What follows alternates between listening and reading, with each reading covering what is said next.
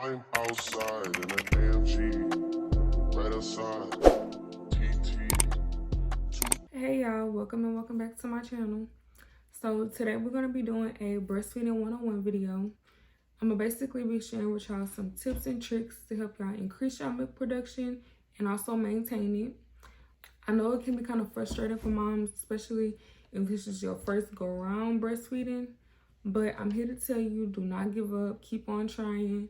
Give these tips that I'm going to share with y'all a try. Each and every tip that I'm going to share with y'all worked positively in my favor. And I just had to share them with y'all because I know it can be frustrating trying to store milk for your baby, trying to produce more milk for your baby. Trust me, I know how stressful it can be. You will have to put in some work, but I promise you, you will have the best outcome. I'm strictly breastfeeding, but when I was pumping, I pumped so much milk that now we have to get a deep freezer because our freezer is packed with my daughter's milk. I'm gonna insert a clip on my freezer. All the way back there is my milk. Down here is my milk, and this is filled with milk. That's me. We are getting a deep freezer as we speak. So if y'all hear anything in the background, that is my son, my daughter, or my husband. So please don't mind that. So without any further ado, let's go ahead and get right into the video. So my first tip is to make sure you do your research before you go out and purchase a pump. You do not want to go and buy the first pump that you see, whether it's the Medela, whether it's the Dr. Brown, the Spectra, the hands-free pumps. You do not want to go out and buy the first pump that you see.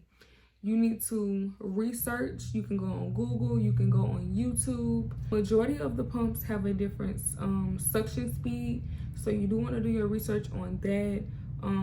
It's all about comfortability. So I use the Medela pumping style that was given to me free via my insurance. You do want to reach out to your insurance company before you go out and purchase a pump because you may be able to get one free.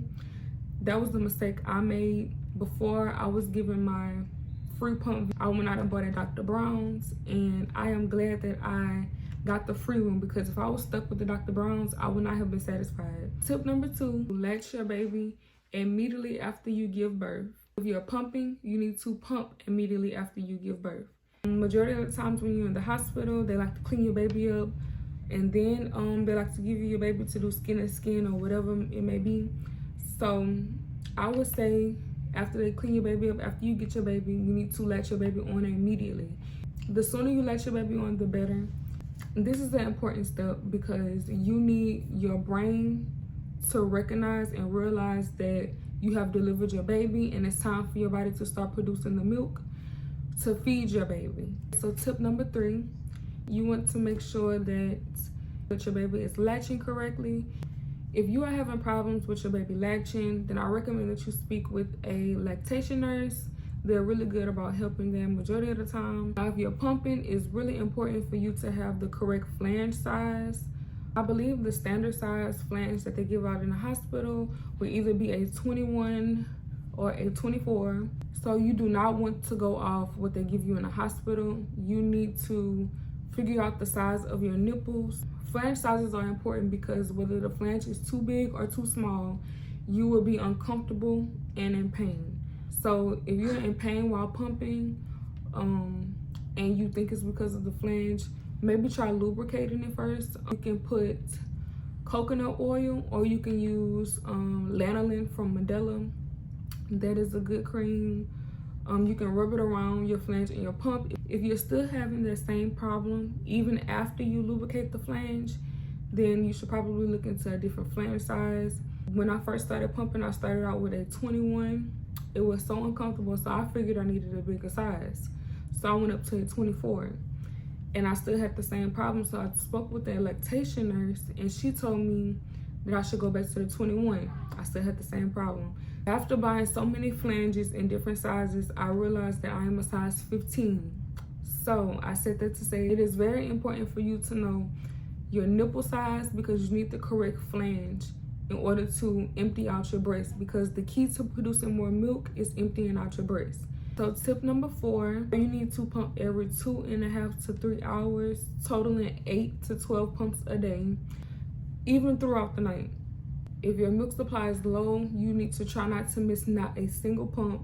You will be tired, you will be exhausted, you will be walking around like a zombie, but you do not want to miss a pump. It is very challenging. It does take dedication. It does take a lot of time. You will be tired, you will be sleepless, you will probably be cranky too, but I promise you it will be worth it for your baby. Your baby benefits from the breast milk, especially if you have a NICU baby. So I do recommend that you keep trying, do not give up. I know it's gonna be hard, I know you can be tired, but please do not give up, keep trying. If you are not pumping, then you will want to latch your baby. Every time your baby cues, that also sends signal to your brain that you should be producing more milk because your baby is hungry. And that's the same concept when pumping. If your baby is cueing, do not pop a pacifier in your baby mouth. Feed your baby. That will help you produce more milk also.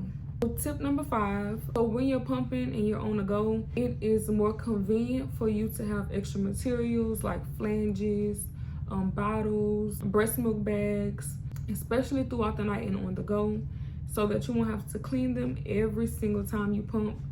That can be very annoying because you may feel like you cleaning more than you pumping. And I also forgot to mention that when you're pumping, pump no less than 15 minutes and no more than 30 minutes. So anywhere in between that window will be good for you. And the key is emptying out your breast. So if you're only pumping for 5 minutes, that's not enough time for your breast to empty.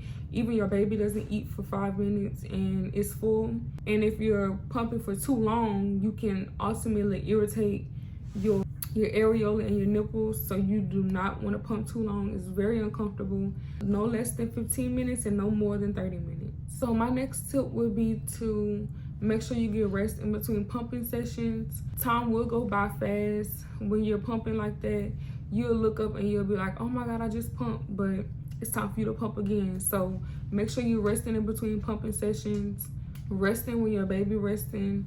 Even if your house not clean, don't worry about it. You'll get it done. So make sure you get your rest. So my next tip is, it is always a plus to have extra help. If you have any family members that are willing to help you when it comes to you being consistent while pumping, you do want to take the help. I promise you, you will need it. Especially at nighttime, you'll ultimately end up getting more sleep, getting more rest, and probably be in a better mood to take care of your baby and take care of yourself. So I encourage you to take any help that you can get. It will benefit you in the long run. My next tip is to try not to sleep on your stomach or sleep on your breast. You don't want them to be constricted, which means you should not be wearing tight bras, tight shirts.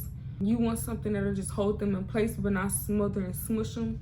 So now I'm going to be sharing with y'all some products that helped me. So first up is Body Armor. This drink has coconut water in it, and coconut water is good for your milk production. It increased my milk significantly.